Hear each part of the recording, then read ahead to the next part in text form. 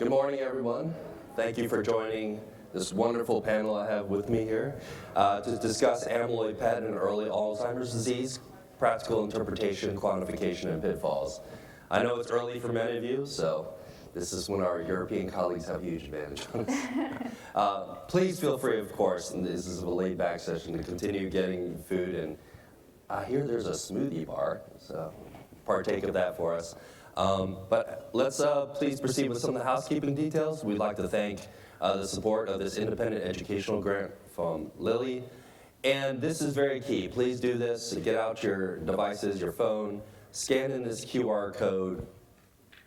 This link will give you all sorts of good information. There will be the slide.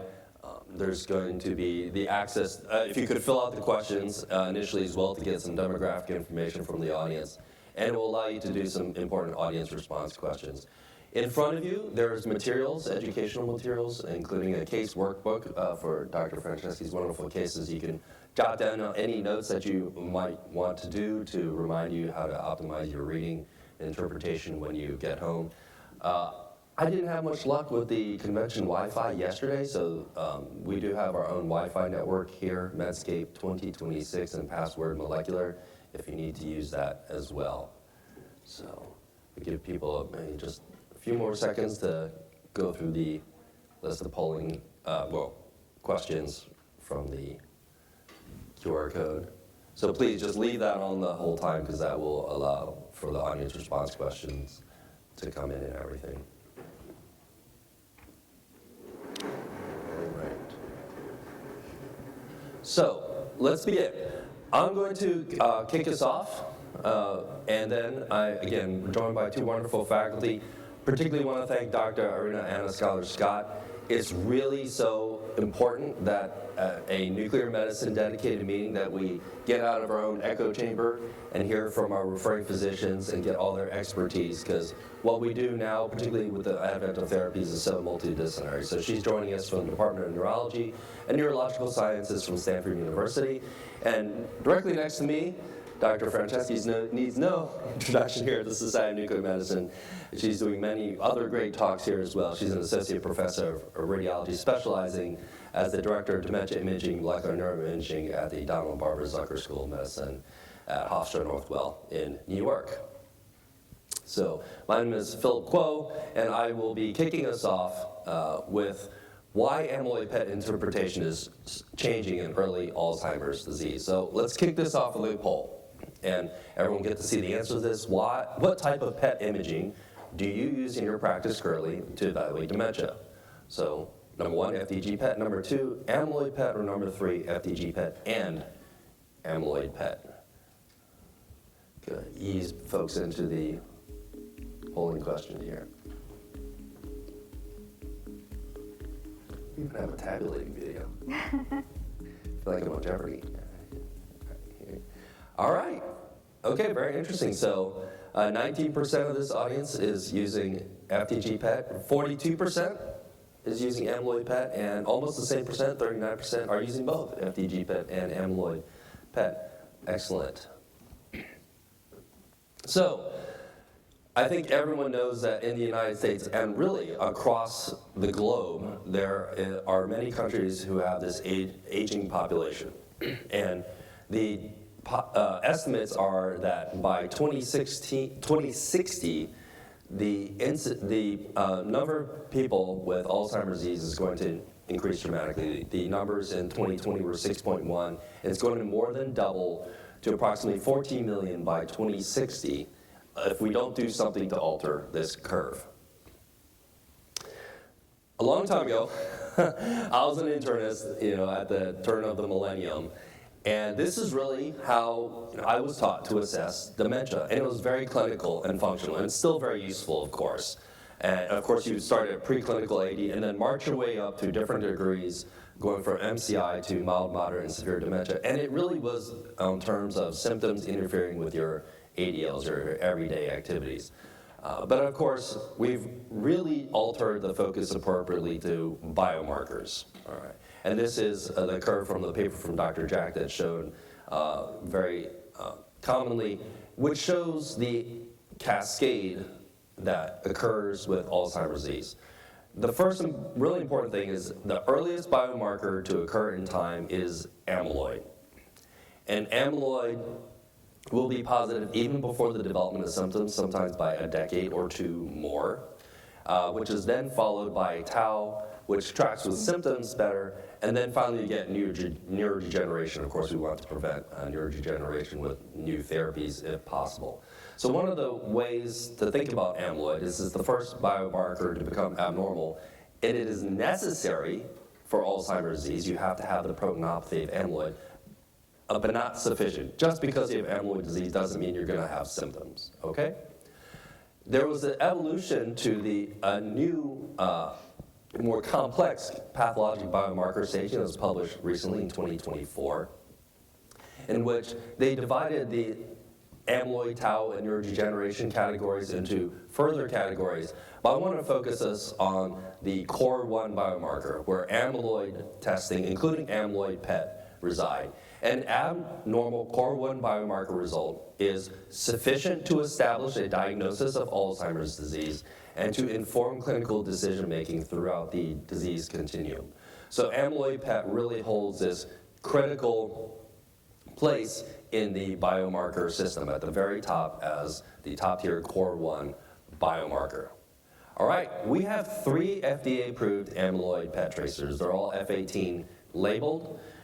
Really, there are important differences, but they're more similar than they are different, okay? But, you know, very few people in their general practice will be using more than one, so please refer to the specific reader training for those tracers. But they all share this similar pattern that if it's a negative scan, you have a white matter pattern. It normally radioactively stains the white matter. As you can see, for examples going from left to right, flow beta, pure flow beta, ben, and flutometamol. And positive scans, you'll still have that uptake in the white matter, but you'll have the uptake in the gray matter as well. So one way of describing that is you lose your white matter, gray matter contrast. Another way I like to describe it is, well, if it's a negative scan, you can take your finger or your cursor and trace out the white matter pattern, versus in a positive scan, you can no longer trace it out, you lose that contrast. Again, this image emphasizes even the color scale displays are different for the 3. The regions are different as well. So please use the specific reader training. Quite some number of years ago, prior to all the advancements in reimbursement, we published this atlas of amyloid PET signs to help people interpret. We're imagers, so we always love our signs. So please, if you want, you can refer to this radiographics article where we talk about signs that are in the specific regions, temporal, frontal, parietal, and striatum with flutometamol. One of the really important things to kind of change your mindset, a lot of people, about 20% of us here are still using FDG PET, haven't started using amyloid PET yet. I noticed this in some readers when they were first starting to read amyloid PET. You have to have a shift in your sort of the environment and the way you think about brain PET. You know, many of you who are reading these FDG PET scans have been reading FDG PET for a decade or more. And to switch to something else, you have to change the way you think about this. Nuclear medicine is traditionally, a strength is it's physiologic imaging, right? It's functional imaging. And FDGs are a classic functional imaging agent. But now we have to change the way we think about this to more molecular imaging, hence why the name the society changed a few years back to Society of Nuclear Medicine Molecular Imaging. This isn't a functional imaging agent, okay? Just because you have one increased uptake of area in the brain, we can't use like FDG to say, oh, this has significance. We're looking at the overall pattern. So just like in pathology, where in the old days, they just used to have H&E slides, and now they have immunohistochemistry for their staining for specific proteins, and that's molecular pathology. Amyloid PET is like molecular imaging, like pathology is molecular pathology. We're really radioactively staining the brain. And so when you interpret your amyloid PET scan, when you say it's negative, on neuropathology, when they look for amyloid plaques and they're counting them, that correlates to none to sparse amyloid plaque. And when it's positive, it's moderate to frequent amyloid plaque. So our visual reader interpretations for the tracers are geared towards correlation with molecular pathology. And of course, when you're doing a report, the most important thing is to make sure that your referring physicians, your neurology colleagues, and you are on the exact same page as to how you want your report to be phrased so that there's no misunderstandings. It's helpful. And remember, your neurologist will tell you this as well, in case you forget. Patients, their families will be looking at these reports as well. Okay, so it's not just for the communication between you and your referring colleague. But I like to actually put this directly into the report. It's straight out of the prescribing information. A normal or negative scan indicates sparse to no neurotic plaque and is inconsistent with a neuropathologic diagnosis of Alzheimer's disease. On the other hand, an abnormal or positive scan indicates moderate to frequent amyloid neuritic plaques. Neuropathologic examination has shown this amount of neuritic plaque is present in patients with AD. I do negative and positive, but also when I was, patients and their families were reading these scans, sometimes they didn't understand what negative and positive means. So I actually put normal as well or abnormal to kind of help out with that. What are your choices? Let's talk about quantification practice. The big change in the label happened actually last year. It was shortly after last year's annual meeting, and it's straight out of the prescribing information here. It's on all three amyloid PET tracers. It's been added to the label. Quantification of amyloid beta neuritic plaque, whether by SUVR or Centiloid, can be used in conjunction with visual assessment and performed with FDA authorized software. Again, so it's used in conjunction. It should not replace visual assessment ever. And please refer to the specific drug manufacturer's details for assessment. So again, we all agree here, visual interpretation is still the primary, but quantification really is an important adjunct, and it simply cannot replace visual interpretation. So you still really pay attention to that reader training. And it may assist with the accuracy and consistency of visual reads. Really helps to give you more than just a binary interpretation, positive and negative. It can allow you to estimate the amyloid burden, because it is a continuous process, and measure changes in amyloid burden during or after treatment. So that's a really big thing, and a motivation why it was important to add it to the label for these improved amyloid targeted therapies to guide treatment decisions. So our next polling question: how frequently do you currently incorporate quantitative metrics, whether it's SUVR or Centiloids, into your amyloid PET interpretations today? So please get out your phones. Number one, always. It's a standard part of every report. Number two, sometimes. Number three, rarely. And number four, never.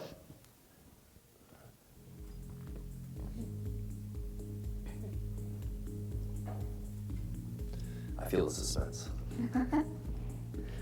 Actually, I'm pretty curious about this result. Oh, wow. Okay, so actually pretty evenly divided. So 36% always, 15% sometimes, 23% rarely, sorry. Number four, never, 27. So pretty evenly divided. And we have a little over a third always and about a quarter never. Yeah, so very interesting. So a lot of the reason, again, why quantification is so important is that the era of neurotheranostics has launched. Theranostics, it's been such a huge topic at this meeting for many years appropriately about oncology, but we really do neurotheranostics already. We confirm the presence of the biomarker, the protein that will be targeted for therapy, and that is theranostics. So the first drug that got fully FDA approved was lecanemab. And it isn't going to get approval no matter what it does to your biomarker if it doesn't improve clinical. And as you can see here on this graph, the orange line is lecanemab and the blue line is placebo. Patients still got worse, but they got worse at a slower rate. So you do not halt the progression of Alzheimer's disease, but you significantly slow it, okay? And this is the CDR sum of boxes clinical dementia rating scale. So there's a lot of discussions about what this level of improvement is. I think one term is a modest clinical improvement, but there's a much more dramatic improvement in the biomarker, amyloid, and they followed that by seroamyloid PETs. As you can see, there was imaging time points at 3, 6, 12, and 18 months. There was a dramatic decrease in amyloid PET, and the y-axis here is centiloids, and the mean centiloid at baseline was 78, and it was 23 at the end of the therapy, 18 months. And a lot of people use around a 30 centiloid threshold as negative, but that varies depending on the trial and the group. The second drug to get full approval was donanemab. And again, these were tested in patients with early symptomatic Alzheimer's disease. And in this phase 3 trial, again, you saw unfortunately not a complete stop in the clinical scores degradation, but again, a clinically significant slowing of the disease. And likewise, this trial was designed to use amyloid PET to monitor the effectiveness of therapy, and again, a very dramatic decrease in the amyloid in the brain with therapy. But what this did that the other trial did not, in the donanemab trial, they included this component, which was if on these zero amyloid PETs you saw a centiloid value, which is indicative of complete amyloid clearance of less than 11 centiloids, or 2 consecutive PET scans between 11 and 25, donanemab was switched to placebo. You can imagine that makes sense. If the amyloid has been cleared from the brain, why you keep giving a drug, not only time and money, but also potential side effects. Of course, in real practice, you would not be switching to placebo, you would just be stopping it. But this was really a significant component of this that can be integrated into clinical care daily with these patients and really puts us on the forefront, again, how we're used to in oncology. Not only were we useful in the beginning with initial staging, and here we're gaining eligibility for these anti-amyloid therapies, we're now using it to monitor response and changing management. And the appropriate use criteria for amyloid PET reflected that. That was published last year. Diagnostically, it's very appropriate for essentially every MCI condition, but 2 specific clinical scenarios had very high appropriate clinical ratings by the group.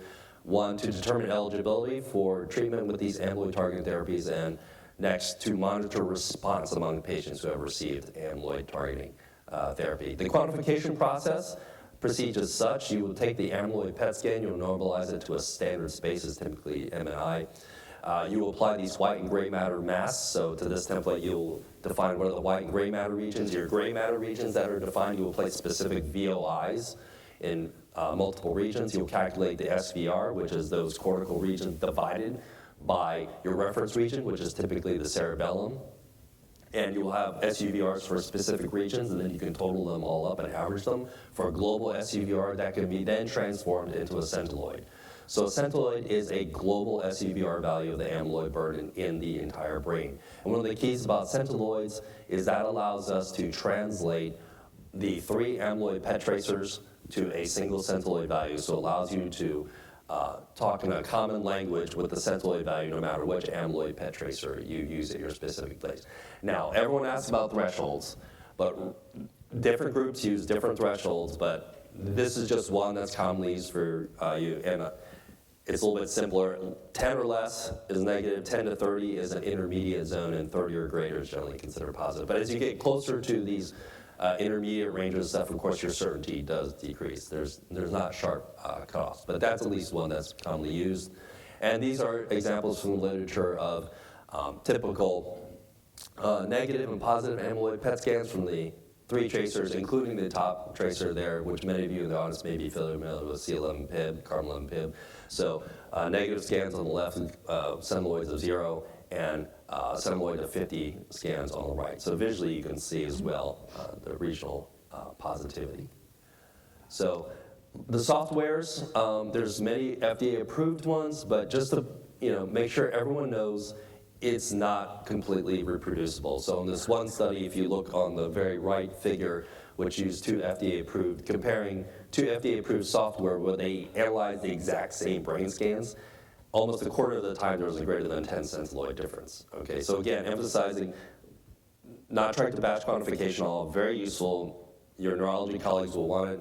We're responsible for QCing it, make sure it works right, but your visual interpretation has to be still very key, and there will be some variability, okay, just like all kinds of testing. And there will be artifacts that can show up in scans, and this, we're not going to go through this, but potential pitfalls and artifacts that you have to do in your QC is issues with volume of interest placement, local atrophy on the brain scan, because the templates won't help you with that, big ventricles, ventriculomegaly, regional versus global amyloid uptake, and equivocal amyloid uptake as well. So with that, I'll hand it over. Hi everyone, good morning, and thank you so much for being here so early with us. So after that great introduction, my part of the talk will really focus on cases. It's almost exclusively going to be clinical cases, and I'll highlight some instances where there may be a discordance between the visual assessment and the quantification. You know, that being said, I am a huge proponent of quantification metrics in clinical practice. Irina will nicely highlight blood and plasma and CSF biomarkers for the assessment of Alzheimer's disease. And you have to keep in mind that with molecular neuroimaging, what we are able to do is offer our clinical colleagues quantitative metrics that they can obtain at the start of treatment and then use it afterwards to assess treatment response and treatment-related amyloid clearance. So, you know, I noticed that about half of you don't really use quantification in practice, and that has to change. I do a lot of work with the American College of Radiology and the ALZNet Imaging Registry when we go into various communities to speak with not just academics, but also neurologists in community practices. The one request they have is the centiloid metric. So just keep in mind, they need it so that they can then appropriately assess target engagement and treatment response at the end of treatment. So by now, we should all be coming around to the fact that not having quantification is not acceptable in routine clinical care in the United States. So with that, let's take a look at some instances where quantification may fail and where you really have to explain in your report why your visual interpretation may be discordant from the centiloid metric that you are including there.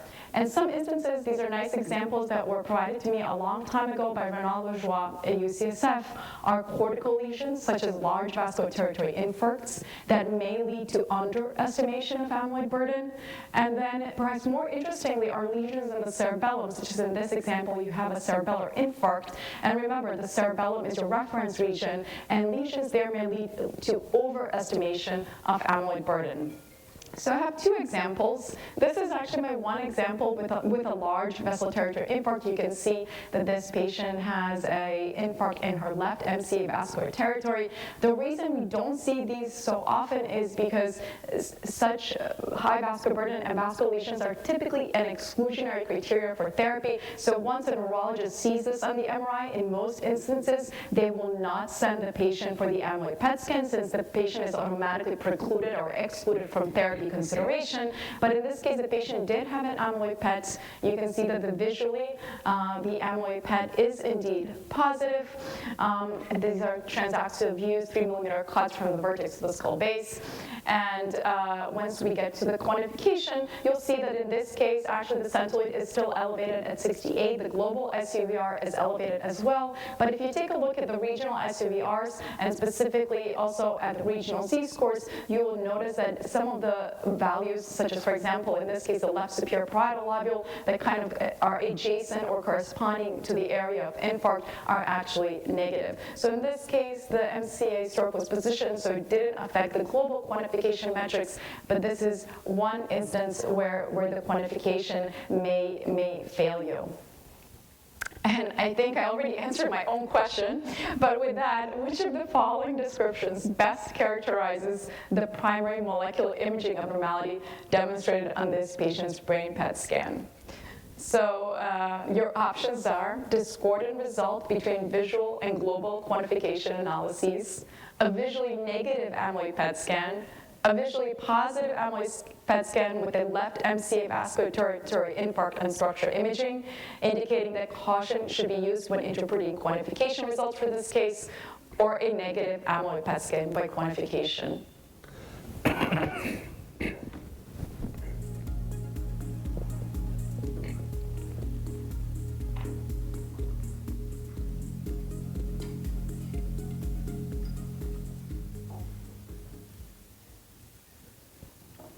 And wonderful. I think everyone is on the same page, and I will do my best not to give the answer away moving forward. Sorry about that. Next case, I think a little bit more interesting, and I see this, I've seen this a couple of times in practice. So this is a 76-year-old man also for consideration for amyloid targeting therapies.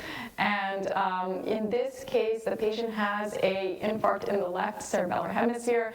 I put a lot of arrows here, but you can see it's actually a relatively small lesion lesion, when I was looking at the structural imaging, it did not occur to me that this could impact quantification so much. However, and here is just, again, the transaxial views from the vertex to the skull base. But when we get to the quantification, actually you can see the quant metrics, the z-scores are elevated in all of the regions.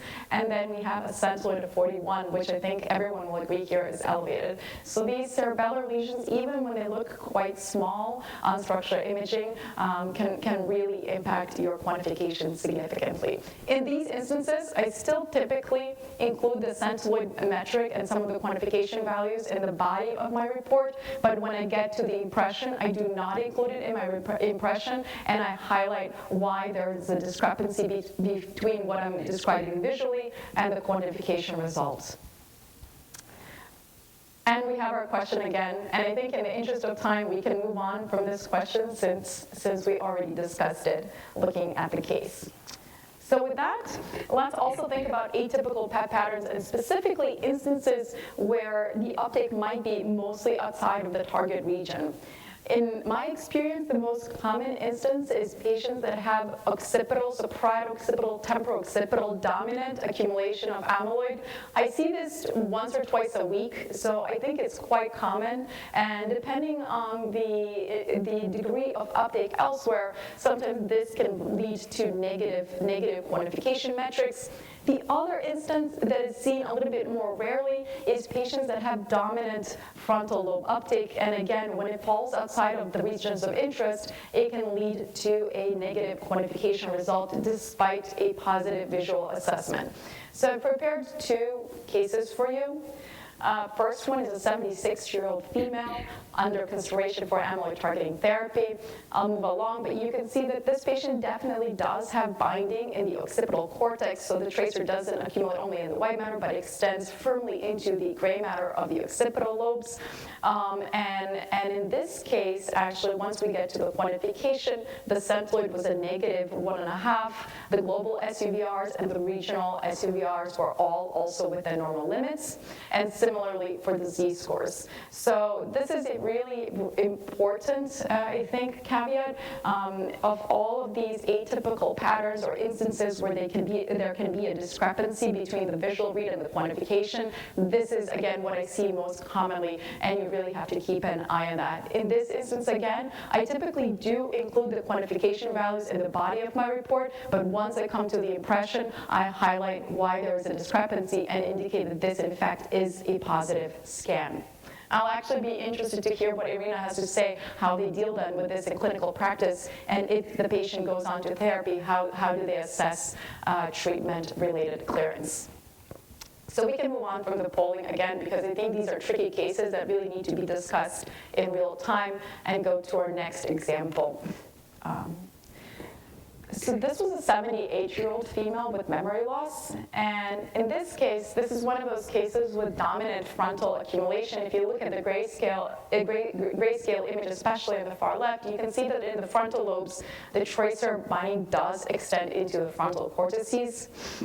And again, dominant frontal binding. When you look here, the highlighted areas, again, dominantly in the frontal lobes, and in this case, I put on some arrows also for you for the regions where I thought that there was extension of the tracer into the cortex. But when you come to the quant, some of the regional z-scores, so the anterior cingulate gyrus, the inferior medial frontal gyrus are elevated, but you can see all the others are negative, which does correspond to the visual assessment. However, when you get to the global quantification, the centroid is 11. And in most instances, values less than 12 are considered definitively negative. So in this case, again, it's really important to alert the neurologist that regionally there is a positivity, and this is, in fact, a likely candidate for therapy despite the discordant quantification. So I'm getting here messages to not skip any polling questions. So we will go ahead and poll your knowledge in this case, because I think our colleagues at Medscape are getting very angry with me. I was also instructed to remind you that some of these cases are in the booklet, although not all of them. I added a couple of them later on. But we can now do the polling questions so they don't kill me later on after this presentation. And the question is, which of the following descriptions best characterizes the primary molecular imaging abnormality demonstrated on this patient's amyloid PET scan? So the first answer, discordant result between visual and quantification analyses. Number 2 is visually negative amyloid PET scan. Number 3 is visually positive amyloid PET scan supported by quantification analyses. And number 4 is a positive amyloid PET scan by quantification. So I will pause there and give you a moment to answer the question.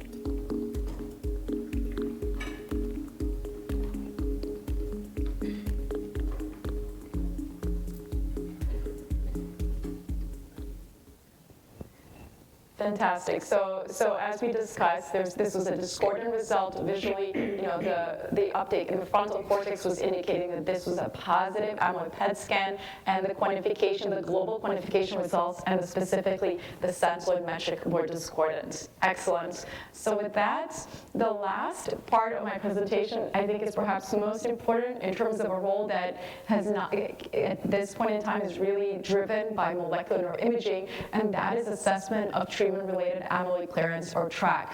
There's a great article that was published late last year by Renaud Lajoie, and if you haven't read it, I highly recommend you to read it. But what they discuss is how we identify patients with biomarker evidence for clearance of amyloid deposits. And currently, treatment-related clearance is defined using amyloid PET only, so we're not able to use plasma or CSF biomarkers. And essentially, full treatment-related clearance means that amyloid PET levels drop below a predetermined positivity threshold. In the article, they nicely highlight across the 3 agents that received FDA approval how many patients actually went to a negative amyloid PET scan, how many patients achieved full track at the 18 months for the 3 therapies, both aducanumab or adulham that received accelerated FDA approval and is now no longer available in the US, and then of course lecanemab and donanemab. And Phil had already highlighted, but given the way the Trailblazer trial was constructed, on the label, on the FDA label for donanemab or Kinsula, they actually do highlight, consider stopping dosing with donanemab based on reduction of amyloid plaques to minimal levels on amyloid PET imaging. And remember, the biggest indicator of when your patient might clear their amyloid is actually the Centiloid metric at baseline. So the higher the Centiloid baseline, the longer it will take for your patient to clear their amyloid PET. And typically with these drugs, patients have reductions of about 60 to 85 Centiloid units by the 18-month mark.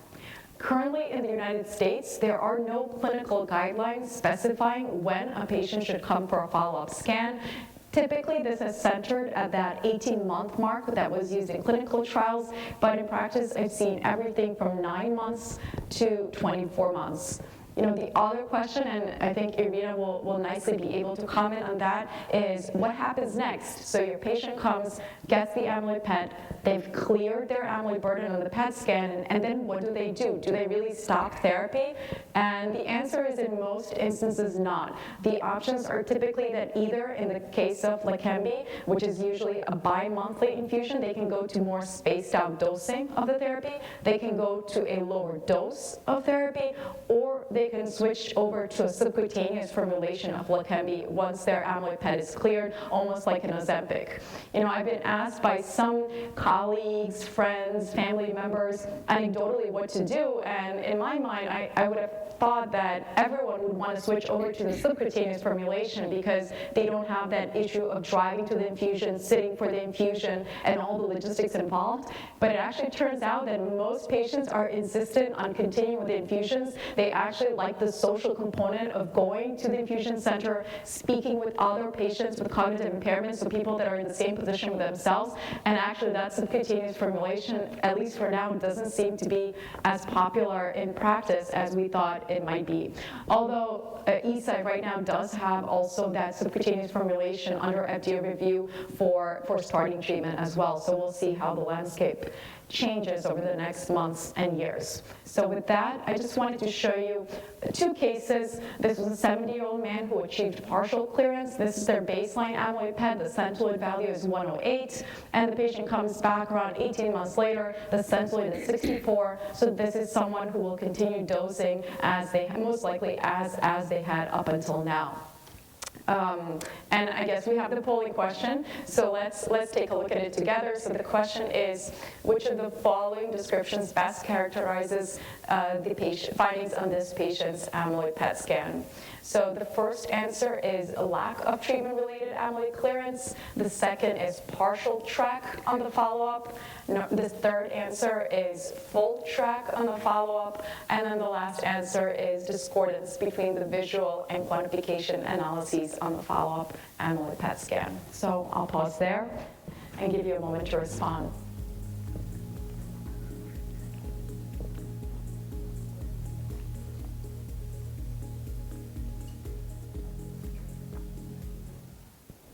Excellent, and most of you responded this patient, in fact, achieved partial track. So with that, the last case I have is a 77-year-old, also at his baseline amyloid PET for treatment, which was positive.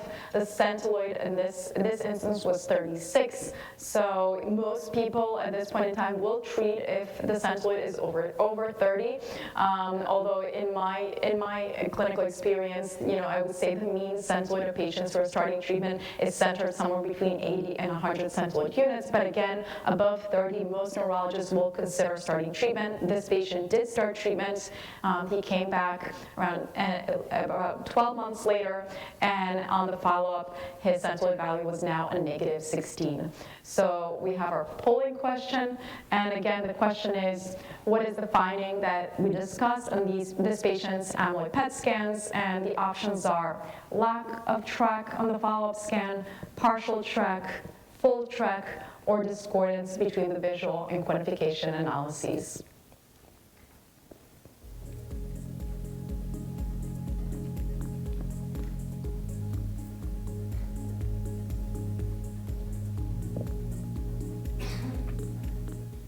Fantastic, and it looks like most of our agree that this patient did achieve full treatment-related amyloid clearance.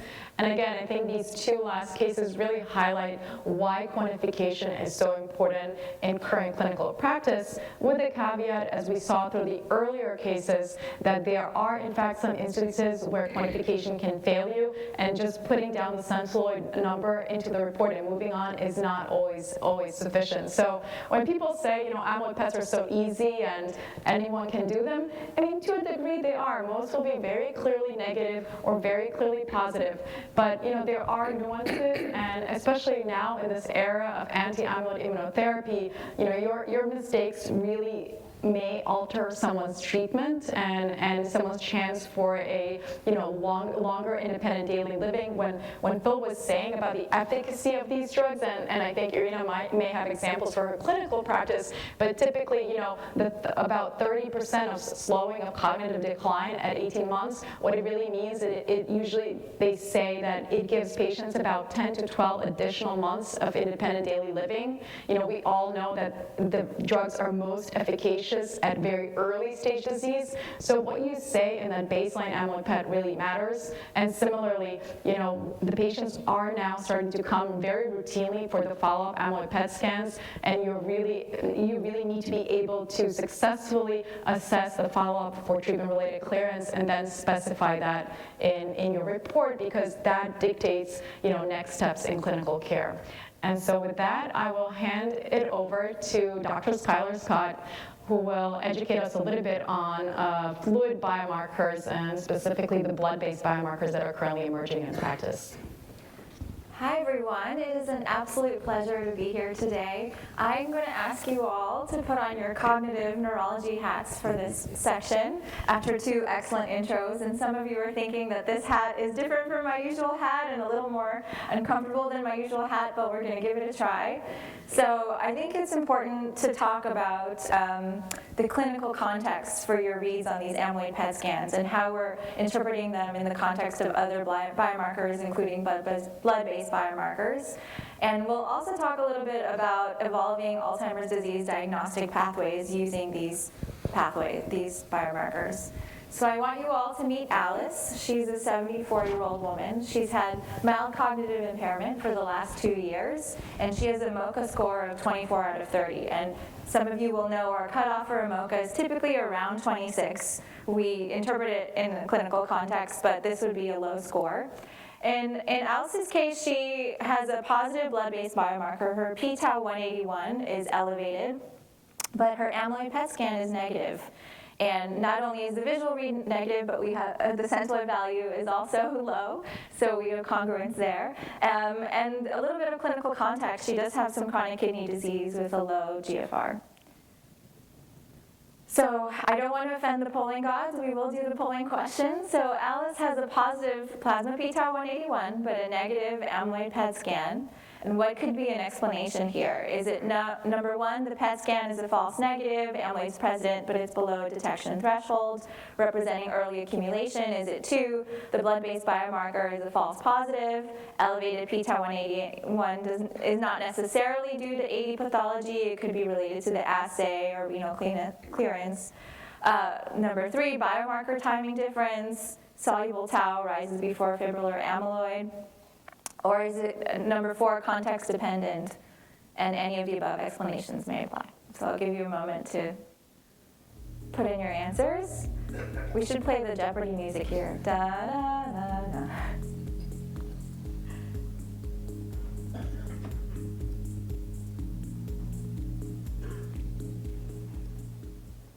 Okay, so in this case, it's really context dependent, and any of the above explanations may apply, but I can forgive you for any of the answers you chose here. But so it's certainly possible. So first of all, we know that biofluid biomarkers, including blood-based biomarkers and CSF biomarkers, can accumulate before we see positivity on an amyloid PET scan. So it's certainly possible that this patient has early accumulation that we're detecting with the blood-based biomarker that we're not yet seeing on the amyloid PET.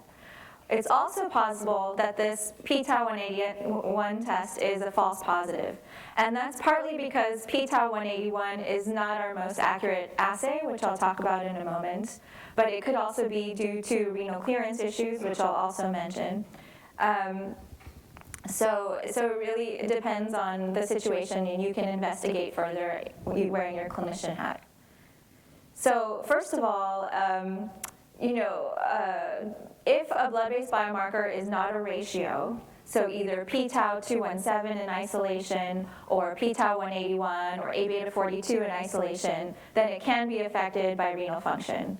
So for example, here I'm showing you some p-tau217 data, and our patient has a GFR of 38, so you can see that she could potentially have a false positive blood-based biomarker. And that star is a reminder for me to mention that there are many other factors that can affect the blood-based biomarker results, including biotin supplementation. So that's something I ask all my patients about, because they need to hold their biotin supplement for about a week, because it can cause both false positives and false negatives. The other key factor here is actually of the non-ratio based blood-based biomarkers, p-tau217 is the most accurate biomarker.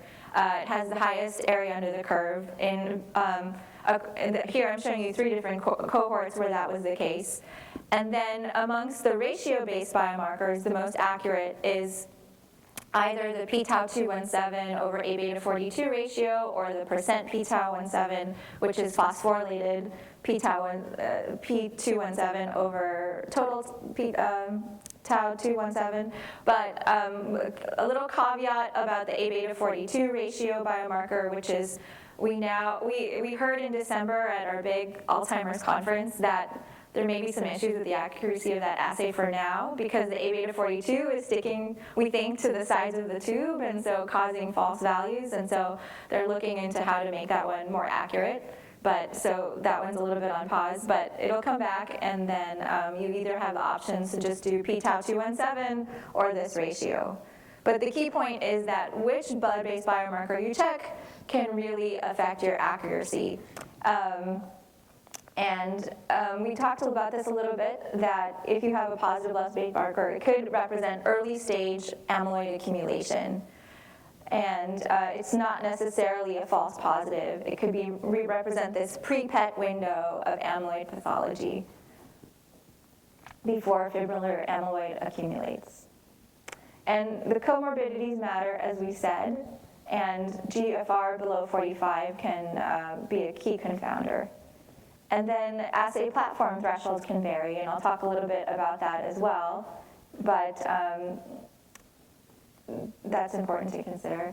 And so in terms of reporting guidance, you will all state that the amyloid PET is negative per the visual read, and then in our clinical context, we will take into account that we can exclude early soluble brain changes before fibrillar amyloid, and that this could be pre-threshold amyloid accumulation in this patient's context.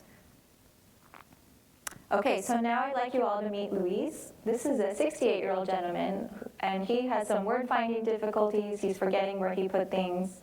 So not an overly concerning history, but his MoCA is borderline. It's at 25, and he does have a family history. His amyloid PET scan is visually positive, and he has an elevated centiloid value of 54.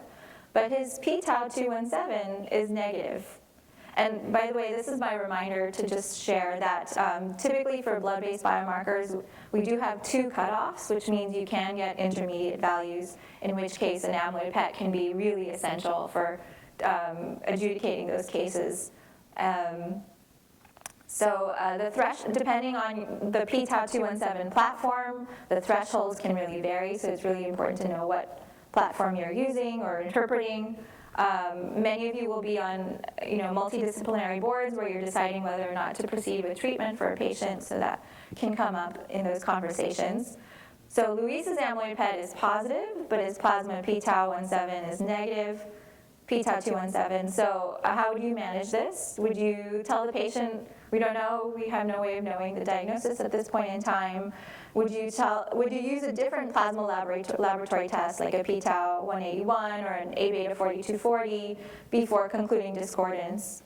Would you consider additional biomarker testing like CSF or tau PET, or would you repeat the amyloid PET?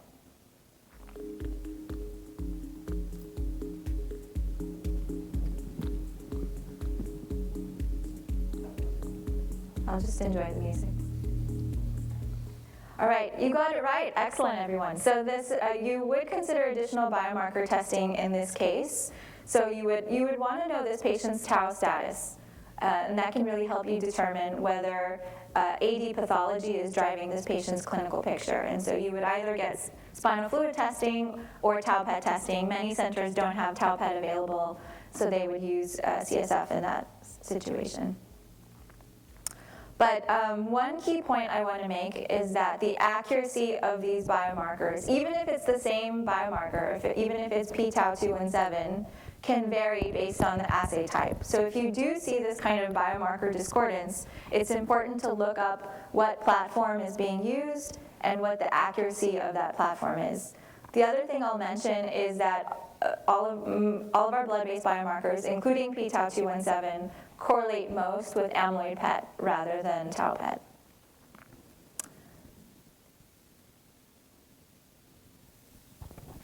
Oh.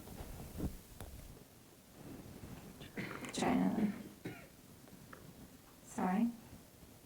There we go. Okay, so here, many of you will be familiar with these receiver operating curves, but you want to choose the assay that is closest to the upper left corner. But the key point here is that sensitivity and specificity can vary. As you can see here, sometimes the specificity will be 83%, sometimes the sensitivity will be 80%.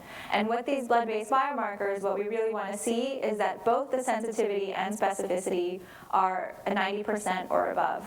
And so it's really key when you're sending patients for, sending off these assays that you ensure that the sensitivity and specificity are appropriate for the assay. And if they're not, then that may explain your discordance and you may need to resend the assay. We also have to take into account the sensitivity and specificity of amyloid PET. Here I'm showing the 3 FDA-approved tracers. The fourth one, fluorofuranol, is used in a research context. It's not used in a clinical context. But as you can see, sensitivity and specificity may vary. Florbetapen has really high sensitivity, but the specificity is not as good. Florbetapir does really well in both contexts, but that can also explain why you may get a false positive or negative.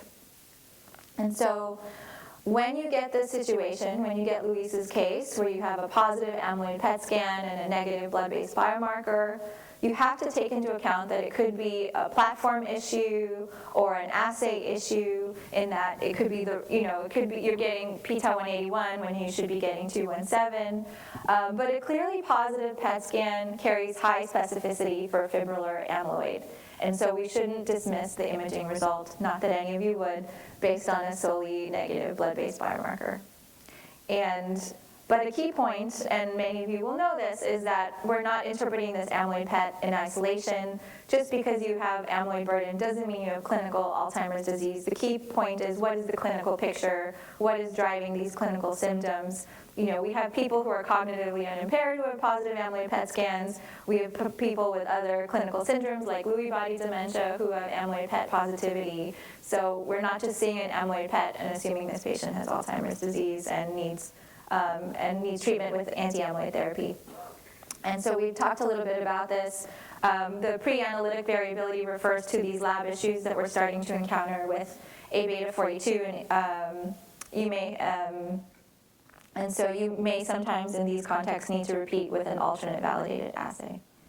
And so there are pathways that have been proposed for incorporating plasma biomarkers into our AD screening process as we determine who's appropriate for treatment. And so very often what you can do is start with a plasma-based biomarker like p-tau 217, and if it's negative, then you will often stop there. If it's in that intermediate zone, then you proceed with the amyloid PET scan. And then if it's positive at this point, most centers are still getting an amyloid PET scan to determine treatment, but there may come a future where we're just relying on the amyloid PET scan to determine whether treatment is needed or not. And so we have a couple of different pathways here. If a patient is just getting this blood-based biomarker for diagnostic purposes and is not being considered for treatment, I might just stop with the blood-based biomarker if it's positive. But again, if it's negative. But if it's intermediate or negative, then I may, if it's intermediate or positive, I'll often proceed with the amyloid PET. And if it's positive, I will proceed with amyloid PET, in particular if they're being considered for treatment. And we talked a little bit about these, but there's pathway 2 if you have a positive blood-based biomarker but a negative PET, including considering comorbidities and assay cutoffs. If the amyloid PET is positive but the blood-based biomarker is negative, then we consider this third pathway. We might look at platform variability and assay differences, and then we may also get additional biomarkers like spinal fluid testing or a tau PET scan to determine what is truly driving this patient's symptoms, because we know that tau is what's most correlated with the patient's clinical symptoms and clinical severity. Okay, so a positive blood-based biomarker doesn't mean no amyloid. It could be earlier pre-threshold amyloid accumulation. And amyloid PET remains the definitive standard for determining whether a patient has fibrillar amyloid. So take into account platform assays and variabilities with platform assays for blood-based biomarkers. And with that, I will hand it on over to Dr. Ko for our discussion. Thank you both for really just incredible talks. And We're going to be moving on to the Q&A portion shortly, but just really want to summarize. Dr. Franceschi showed some just really important examples of interpretive pitfalls, and those are really important. The nuclear medicine physicians in the audience, when we provide a number in the report, it's our obligation to make sure that we've QC'd it and make sure that it's accurate, and we need to clearly communicate if it's a concordant with the visual, or if it's discordant, we need to explain why, which one we feel is more valid. Okay, thank you. Also, the consistency of visual reads and quantification can assist with that, especially if in your group you have multiple readers at different levels of experience. And we're going to discuss this more, how to communicate these amyloid PET findings more consistently in clinical reports. And so grateful that one of our neurology colleagues is here. An appropriate expression of uncertainty. It's a continuum, right? Putting a binary assessment on every report can be challenging when it's more of a borderline case, borderline positive, borderline negative. I'd love to hear other people's feelings, but in discussion with my neurology colleagues, they always want us to still place a binary read. One of my neurology colleagues ever assured me, I know not every test is 100% accurate, Phil. It's okay if you're occasionally wrong. I don't expect you to be right every single time. But so even if it's borderline, still fall borderline positive or borderline negative. And actually, I think that's one of the most important communication tools about the quantification is that, they can see that it's like a 31 and it's borderline. You don't have to go through every last detail as to why it's a little bit more borderline but still positive, for example. And how to document longitudinal amyloid change. Wow, what a difference. Getting an approved agent for therapy is done, and how important quantification is that as well. So with that, I'm going to do some of the audience questions. I'm going to have either one of you can respond to this one.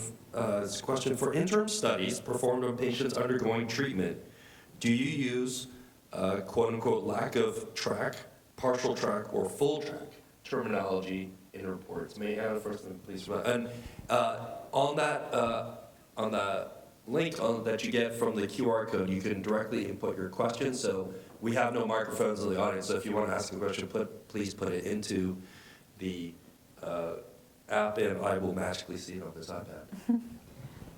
Great question, thank you. Yeah, so yes, I do routinely use that terminology in my reports, and I think it just clarifies and keeps things clean and very clearly understandable for the clinician. In the report, I also usually, especially in the body, will indicate the current centiloid and also the centiloid value on the baseline amyloid PET scan for context, so that the clinician can see the difference between the two numbers. One thing that we didn't go into in this talk, but that I've seen on several occasions, is that it can sometimes be tricky, and you can have a discordance between the quantification on the follow-up amyloid PET scan and your visual interpretation. So I recently had a case that was a PCA, a posterior cortical atrophy variant of Alzheimer's disease. It was a person in their 50s. The baseline amyloid, the centiloid, was around 50.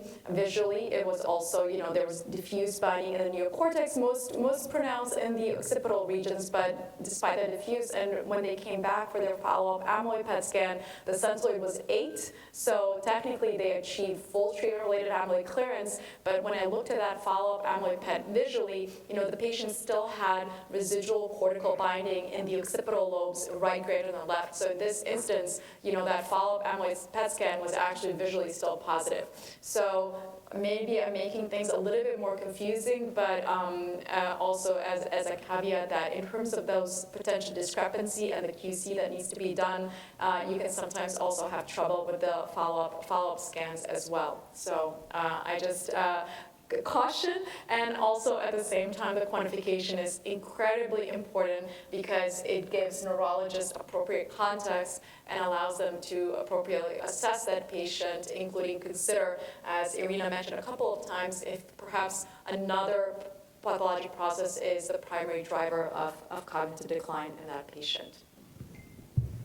I will say, we certainly put it in our clinical notes, whether that you've had full if it's full or partial, but in our radiology reports, I think mainly they state whether it's negative or positive, and then we'll also state what the new qualitative Centiloid and SUVR values are. But we as clinicians appreciate any all context about the new scan and how it compares to the old scan, and whether there are any variables that could affect interpretation.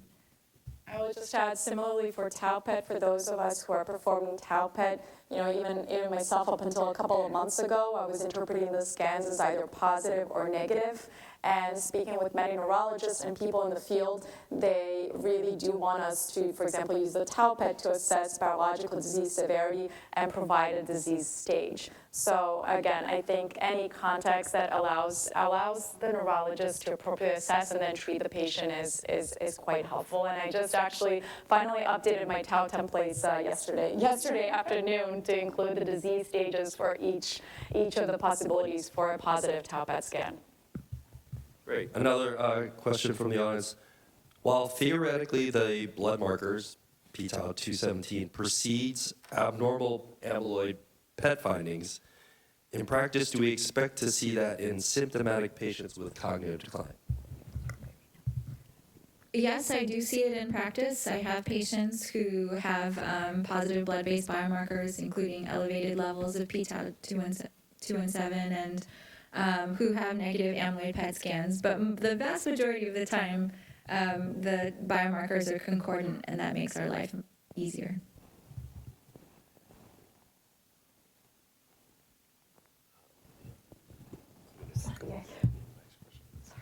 Great, thank you for that response. There's always exceptions, and again, you look at the sensitivity, specificity, accuracies of our, amyloid PET. Like every test, it's not perfect, right?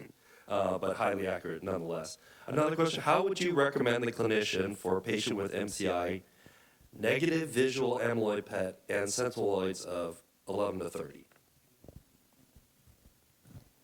So I typically, if it's visually negative, I will describe it as visually negative. I will still include the centiloid value in both the body and the impression of the report. And usually at the bottom of my impression, I have like a centiloid score key where I include some key cutoff points, such as, centiloid less than 10 indicates neuritic plaques are absent and rules out AD.